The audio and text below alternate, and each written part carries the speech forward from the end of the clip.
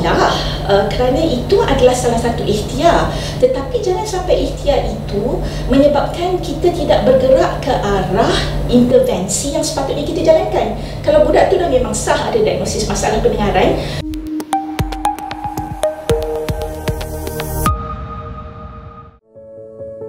penting ke masyarakat perlu tahu bezakan ilmu yang betul dan ilmu yang salah mengenai kesedaran terhadap masalah pendengaran? Saya Basyariatul Fathi Osman, biasa dikenali sebagai Basha, dan saya seorang terapis pertuturan bahasa yang berkepakaran dalam masalah pendengaran. Okey, yang tu pun masih ada, terutama apabila dipengaruhi oleh kepercayaan-kepercayaan yang agak konservatif. Contohnya, alah, bayi lelaki, anak lelaki memang lambat bercakap, tak apalah.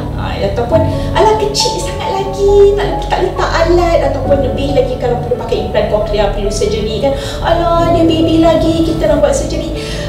Jadi lebih kuat lagi suara-suara yang demikian, maka perlu lebih bijak kami di bidang profesional ini untuk mendekati dan memberi pendedahan, memberi penerangan supaya mereka dapat membuat satu ajakan paradigma.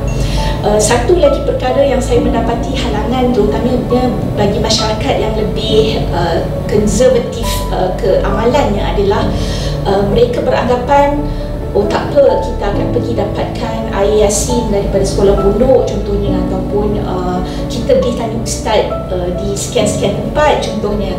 Tak salah, kerana itu adalah salah satu ikhtiar. Tetapi jangan sampai ikhtiar itu menyebabkan kita tidak bergerak ke arah intervensi yang sepatutnya kita jalankan. Kalau budak tu dah memang sah ada diagnosis masalah pendengaran, minumlah air yasin berapa kulah pun, budak tu tak boleh nak sembuh masalah pendengaran dia, tak akan bercakap selagi kita tak buat intervensi, tak pakai alat yang sepatutnya, tak jumpa terapis yang sepatutnya dengan cara yang sepatutnya. Ataupun dikatakan, ada juga saya mendengar yang dikatakan ibu bapa tidak mahu meneruskan intervensi di klinik kerana dikatakan ustaz ada bagi tahu ini adalah gangguan, jadi ia bersifat sementara. Gangguan ini bila disembuhkan, anak akan mendengar dan bercakap semula. Kalau dari segi audiologi ataupun dari segi pemeriksaan pendengaran yang memang kita tengok normal, tetapi anak tak bercakap dan seolah-olah tak mendengar, mungkin itu betul. Mungkin kita tidak tahu sebab kita tidak nafikan di alam yang lagi satu itu apakah gangguan ataupun kuasanya. Tetapi kalau memang sah dari segi audiologi yang kita jalankan pemeriksaan pendengaran, yang audiogramnya memang ternyata kita lihat ini adalah masalah pendengaran. Sebab tu kita perlu menjalankan intervensi dengan cara yang sedemikian. Kadang-kadang kita perlu sebagai profesional menggembeling tenaga siapa yang agaknya ibu bapa akan mendengar katanya. Contohnya kalau kata datuk dan nenek, orang yang berpengaruh terhadap ibu bapa, jadi kita cuba untuk melalui datuk dan neneknya untuk cuba slow talk, cuba untuk berkaunseling sedikit supaya keluarga ini dapat mendengar dan bergerak. Masalah yang utamanya apabila keluarga lebih menumpu ke arah yang alternatif, mereka melengahkan masa intervensi. Sedangkan di peringkat 3 tahun pertama kehidupan, itulah tapak asas 80% pertumbuhan otak. Dasar otak untuk setiap manusia 80% berlaku pada 36 bulan pertama. Kita cuma ada masa lebih kurang 2000 hari je. Selepas daripada 2000 hari ini, boleh lagi berlaku perkembangan. Tetapi asas untuk mendengar, bercakap, kelakuan, emosi telah 80% dibina. Jadi kalau dasarnya goyah, dasarnya tak kuat, macam kita buat rumah di tanah yang paya ataupun tanah yang tak kukuh, dia akan senang untuk roboh, senang untuk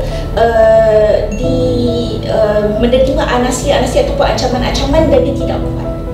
Jadi kita nak pastikan benda ini berlaku betul, kita kena bergerak cepat. Kita tak ada masa nak kata, tak apalah doktor, saya nak pergi jumpa bomoh dulu setahun, lepas tu tahun lepas saya datang balik.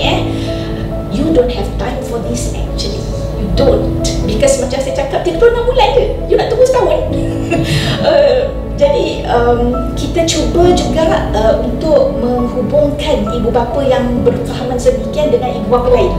Sebab tu macam HEAR-ME contohnya, persatuan yang merupakan gabungan ibu bapa yang mempunyai anak-anak masalah pendengaran. Jadi bila mereka berjumpa sesama mereka, then they can exchange stories. Mereka tahu pengalaman satu sama lain, nampak oh ini jalannya. Jadi taklah mereka rasa keseorangan dan taklah terlalu terpengaruh nak pergi ke arah alternatif sahaja dan menidakkan langsung untuk yang pemeriksaan ataupun intervensi yang sepatutnya. Itu saja untuk hari ini dari saya Dr. Basha. Jangan lupa like dan subscribe.